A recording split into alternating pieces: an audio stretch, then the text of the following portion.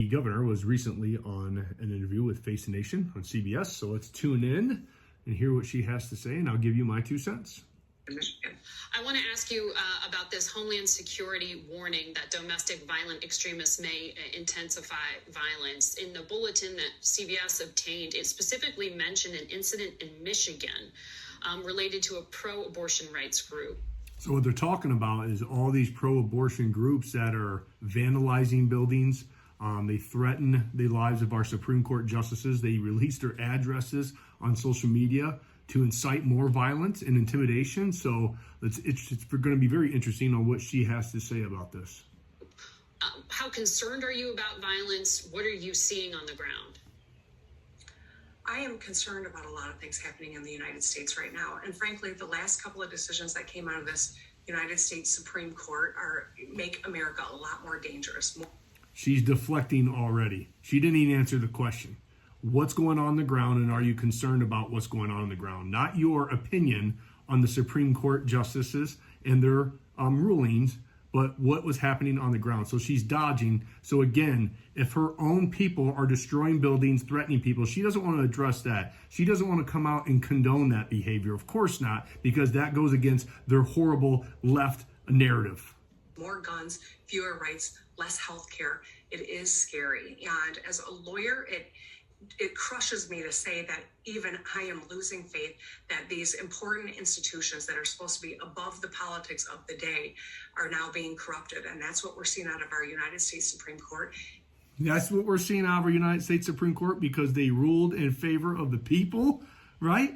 So, of course, she's discounting all of her executive orders, the unconstitutional ones that she did during the pandemic. And now she's saying she's losing faith in our judicial system, in our government, when she is the very person who bypassed everything and ruled unilaterally over all of us until we, the people, spoke and got that 1945 law off the books. And the state Supreme Court ruled in favor of the legislature, which deemed every executive order that you did at the end of April unconstitutional. But what did you do anyways? You double down and weaponize the health department, shut our restaurants down to 25% again, okay, for a second lockdown on those poor people. Then you put icing on the cake with taking away our children's experiences, opportunities, and dreams. So if anyone has lost any faith in anybody, I think the people in the state of Michigan are losing faith in you.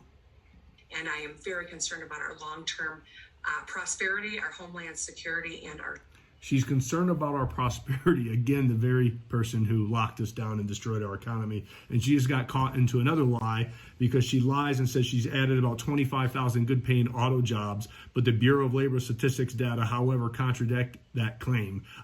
She inherited 169,500 auto jobs when she became governor in January 2019. And according to the agency, as of May 2022, this year, that number is 166,700, a decrease of 3,000 jobs. So again, she's lying, and she just got caught in another lie. But this warned about threats to federal, state government officials, including judges. Are you concerned about active threats in Michigan? Of course I am. Margaret, I have been the recipient of so much ugliness and hate, often stoked by the... Self-imposed, not stoked, self-imposed by what you did and ruled as a tyrannical dictator for months. Former president, this is a really scary... Blaming President Trump again. Weird. Scary moment, and with the proliferation of the ugly rhetoric, the scary proliferation of guns in America and the fewer and fewer restrictions, I think that any parent who sends their child to school, any politician or policymaker who makes a hard decision, we now have to be much more fearful on a whole new level. And So again, Orange Man bad, that's what I heard. Blame the guns, right? And blame everyone else for everything that's going on. No accountability. Weird. Assuming you can't get your state to establish a red flag law. She's going to blame the legislature. Watch. At this point, despite the federal incentive. I'm still pushing, but considering the makeup of the legislature that I have to work with, it's been very hard to even get them to protect themselves by forbidding guns in the state capitol. So and that's called our Second Amendment right, by the way. It is, that's a part of this gerrymandered legislature and this kind of radicalized Republican Party in Michigan. Okay. Radicalized Republican Party of Michigan. Pot, meat, kettle. the same person, the same woman who went on to implore one another to wear the mask, but if not, to do it forcefully.